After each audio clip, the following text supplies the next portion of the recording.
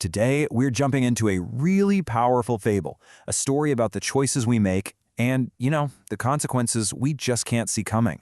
It's the story of a goat named Chamele, and it all kicks off with a temptation I think we can all relate to, the allure of the easy way out. And that's really the question at the heart of this whole story, isn't it? It's something we all grapple with in our own lives. And Chamele's journey, well, it's a pretty powerful warning. So keep this question in the back of your mind as we see how her story plays out. All right, so our story doesn't begin with some grand adventure. Nope. It starts with a simple problem. We meet our main character, Chamele, and her biggest goal in life is to avoid doing, well, anything at all. Wow, that one line tells you everything you need to know about her mindset, right? Her own comfort is so important that her hungry kids are just an inconvenience. The journey she's about to take isn't born from love or duty, but from total and complete annoyance. So yeah, let's be clear, this is not a noble quest. She is annoyed, she's grumbling the whole way, and she only gets up because she absolutely has to. This reluctance is the little seed from which all of her terrible decisions are going to grow. And this leads her almost immediately to a couple of major crossroads. The story gives Chamele some really clear choices, some golden opportunities to do the right thing. But, as we're about to see, she wants nothing to do with them. Her first chance is a perfect deal.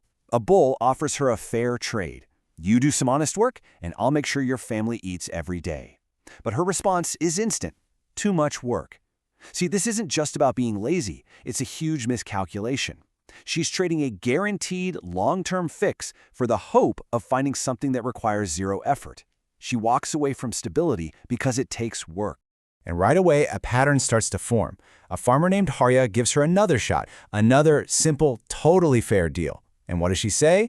Same exact thing. It's like she's only looking at the immediate cost of the effort and is completely blind to the guaranteed reward. By turning down a good meal for her family for the second time, she's digging herself deeper into this dangerous mindset.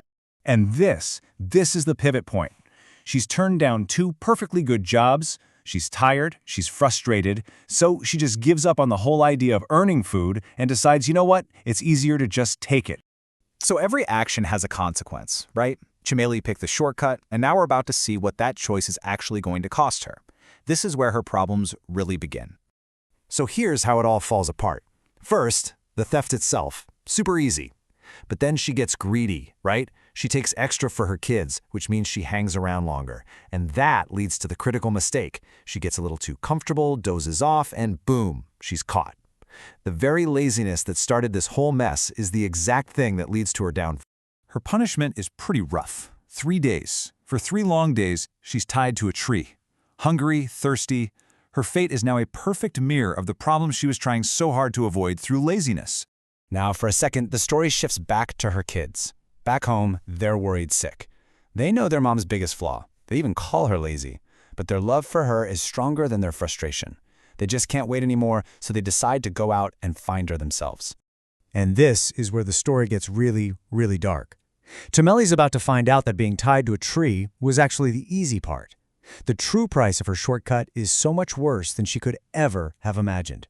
We get this little glimmer of hope. A kind mouse sets her free.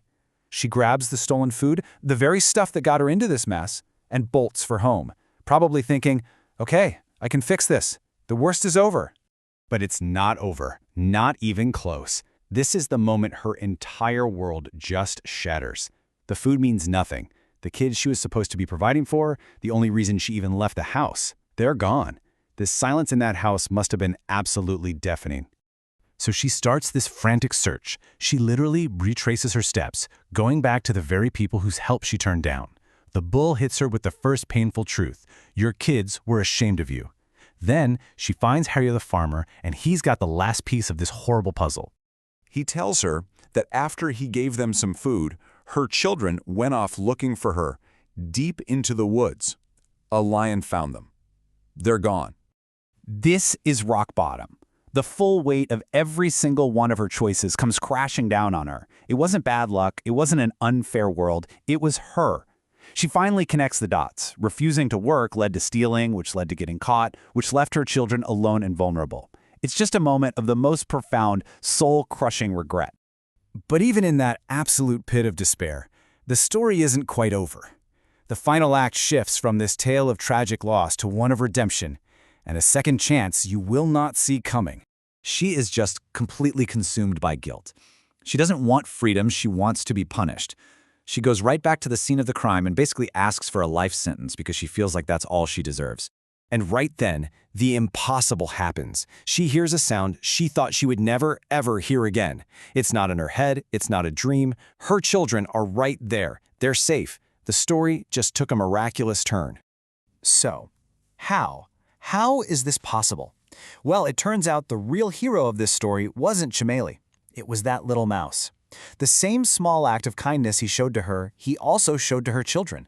That tiny creature's courage is what completely rewrote the tragic ending of this story.